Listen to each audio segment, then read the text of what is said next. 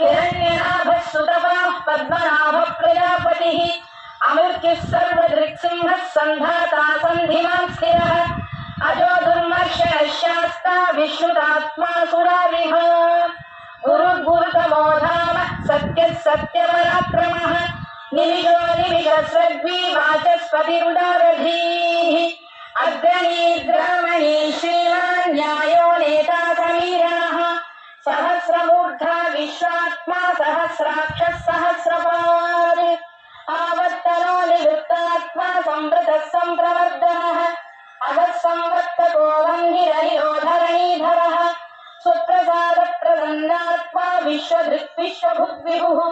सत्कर्ता सत्कृतः साधुर्जन्धुर्नारायणो नरः असङ्ख्येयः प्रमेयात्मा विशिष्टः शिष्टकृच्छुचिः सिद्धार्थ सिद्धसङ्कल्पः सिद्धिदः सिद्धिसाधनः वृषाही वृषभो विष्णुर्वृषपर्वा वृषोदरः वर्धनो वर्धमानश्च विविक्तः श्रुतिसागरः सुभुजो दुर्धरो वाग्मी महेन्द्रो वसुतो वसुः नैकरूपो बृहद्रूपः शिपिविष्टप्रकाशनः ओजस्तेजोद्युतिधरः प्रकाशात्मा प्रतापनः वृद्धस्पष्टाक्षरो मन्त्रश्चन्द्रांशुर्भास्करद्युतिः अमृतांशुद्धवो भानुः शतबिन्दुः सुरेश्वरः औषधं जगतः सेतुः सत्यधर्मपराक्रमः भूतभव्यभवन्नाथः पवनः पावनो नरः कामः कामदुःखान्तः कामः कामप्रदप्रभुः युगादिकृद्युगावर्तो नैकमायो महाशयः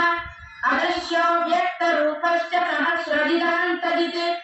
इष्टो विशिष्टः शिष्टेष्टः शिखण्डी नविशो वृषः क्रोधः क्रोधकृत्कर्ता विश्वबाहुर्महीधरः अच्युतः प्रतितः प्राणः प्राणदो वासवानुजः अपां निधिरधिष्ठानमप्रमत्तः प्रतिष्ठितः स्कन्दस्कन्दधरो धीर्यो वरदो वायुवाहनः वासुदेवो बृहद्भानुरादिदेवः पुरन्दरः अशोकस्तारणस्तारः शूरः शौरिर्जनेश्वरः अनुकूलः शताभक्तः पद्मी पद्मनिभेक्षणः पद्मनाभोरविन्दाक्षः पद्मगर्भः शरीरभृत् महद्भिर्वृद्धो वृद्धात्मा महाक्षो गरुडध्वजः अतुलशरभो भीमः समयज्ञो हविर्हरिः सर्वलक्षणलक्षण्यो लक्ष्मीवान् समितिञ्जयः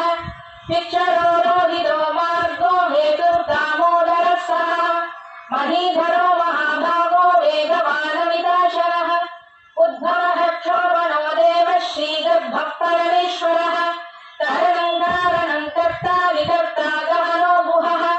व्यवसायो व्यवस्थानः संस्थानः